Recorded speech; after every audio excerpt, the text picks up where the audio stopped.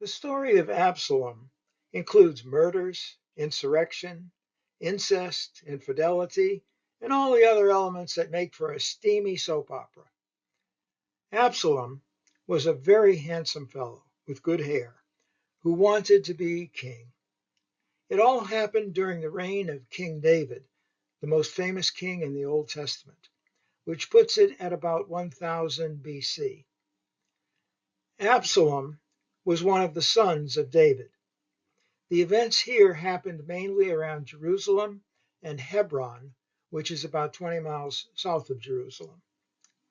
The main characters will be Absalom, his half brother Amnon, his full sister Tamar, King David, Joab, who is the general of David's army, Talmai, who is the king of a place called Geshur and who is Absalom's grandfather on his mother's side, and Ahithophel and Hushai, who were a military advisor and a spy, respectively. So, in order to get a good picture, since David was the king and he would eventually have a successor, you need to take a look at all of David's children and where they fit in. David had at least 8 children, including at least one daughter, while he ruled in Hebron, and at least 11 more children when he ruled the larger territory centered in Jerusalem. You are probably aware of the steamy affair whereby David took Bathsheba as a lover and then as a wife. Bathsheba's first pregnancy resulted in infant death. Her second pregnancy produced Solomon, but Solomon was far down the list if you looked at any conventional rank of succession to the throne. David's firstborn son was Amnon. Absalom was David's thirdborn son, and it was by a different mother than Amnon's mother. So Amnon and Absalom were half brothers. Tamar, however, was Absalom's full sister and only Amnon's half sister. Got it so far? The other relationships among David's other children are not important to today's story, so I'm not going to elaborate any further on that. Our story needs to begin with David's number one son, Amnon. Amnon had an eye for pretty women, and his eye focused on Tamar, his half sister. It would be quite correct to say that he lusted after her. Taking a hint from one of his friends, Amnon concocted a scheme to pull her into a relationship. He pretended to be sick and in need of bed rest and nursing care. He convinced his father, David, to send Tamar to him with food and simple nourishment and to be his nurse. Well, when Tamar arrived at Amnon's bedside, he dismissed all his other servants from the room, grabbed Tamar forcefully, and raped her. This was a total disgrace for Tamar. She could not fight him off. He was too strong. When he was done, she left the room in tears, tore her clothing, covered herself with sackcloth and ashes. Her brother Absalom tried to comfort her, but she was ruined. Absalom was outraged by the travesty which Amnon had inflicted on his full sister. Not only had Amnon raped Tamar, but King David didn't do anything about it. David withheld any punishment from Amnon because, as he said, Amnon was his oldest son, and he expected Amnon to become the next king. Absalom was more than outraged. He was infuriated. He was determined to get some revenge.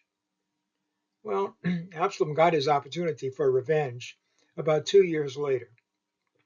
There was a sheep shearing at his farm, and Absalom planned a banquet with great festivity to celebrate a good season.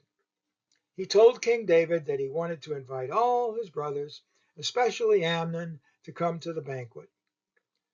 David was at first reluctant to send all the brothers because this might be too expensive for Absalom. But in the end, he sent them all. What happened next? Well, let me read to you a short passage from the Bible because they tell it better. This is from 2 Samuel chapter 13, verses 28 and 29. Absalom prepared a royal banquet and then gave this order to his servants. Listen carefully. When Amnon's heart is merry with wine, and I say, strike Amnon down, then kill him. Have no fear. I myself have given you the order. Take courage, be brave. Absalom's servants treated Amnon as Absalom had ordered. Then all the king's sons started up, mounted their mules, and took flight. Yes, indeed. The rest of the brothers jumped on their mules and left in a great rush, not wishing to risk their own lives. King David was shocked and distressed when he found that Absalom had done this. He would have no forgiveness for killing his oldest son Amnon. Knowing the king's rage, Absalom fled to the land of Geshur and the home of his maternal grandfather Talmai. Absalom stayed in Geshur for about 3 years, hiding but safe. Eventually, David's top general Joab convinced a woman from Tekoa to persuade David to let Absalom return to Jerusalem. Absalom did return to Jerusalem, but he did not receive permission to appear before his father David. After 2 more years and a great deal of effort, David finally received Absalom. Absalom put his face on the ground in homage, and David kissed him. It's 5 years altogether. Now that Absalom could appear in public, he began a campaign to charm the citizens. He aspired to be appointed a judge. With his good looks and strong hair, he was popular. Let me quote from a part of 2 Samuel chapter 14, starting with verse 25. In the whole of Israel, there was no man who could be praised for his beauty as much as Absalom. From the sole of his foot to the crown of his head, there was not a blemish on him. When he cut the hair of his head, and he would cut it every year, he would cut it then because it grew too heavy for him. He would weigh the hair, 200 shekels, king's weight. Also, Absalom acquired chariots, horses, and a retinue of 50 men. He was being ignored by David, and he decided it would be better to get out of Jerusalem. He convinced David to send him to Hebron. As soon as he got to Hebron, he began assembling a rebellion against David. He was convincing his followers to say Absalom is king in Hebron. His conspiracy increased rapidly in numbers. It grew into an army that was prepared to overthrow King David and take over all of Israel. Absalom had a military counselor named Ahithophel who presented a plan for defeating David's army.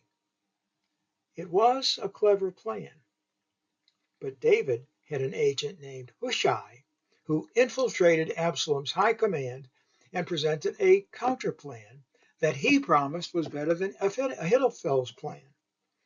Absalom accepted Hushai's plan and abandoned Ahithophel. In disgrace, Ahithophel hanged himself.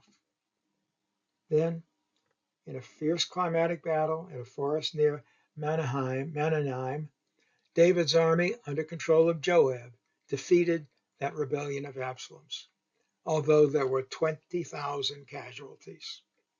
Again, bear in mind, sometimes the Old Testament tends to exaggerate numbers. So, the battle was over, and Absalom was defeated. But remember all that long hair that Absalom grew? Well, Absalom, riding on his mule, apparently away from the battle, passed under the branches of an oak tree, a large oak tree, and his flying hair caught in the tree. His hair hung there, and he couldn't get away. He was hanging by his hair in the tree. And while he was hanging there, the soldiers with Joab found him. Joab personally thrust 3 lances into Absalom's body. 10 of Joab's soldiers shot the body with arrows, cut him down, and finished him off. When word reached David that Absalom was dead, David was grieved because he had told his army to be gentle with his son. In fact, he cried at the city gate and wept, "My son Absalom, my son Absalom, if only I had died instead of you." That's from 2 Samuel chapter 19. David cried so loud and fervently that Joab had to convince David to stop and praise his own people for winning the battle. Though they saved your life and your sons' and daughters' lives, and the lives of your wives and concubines, you have put all your servants to shame by loving those who hate you and hating those who love you. That's from 2 Samuel chapter 19. So Absalom had tried to slaughter his father David and his father's whole army. Yet David cried so loud at Absalom's death that Joab had to stop him. Would you call Absalom an honorable person? No, not really.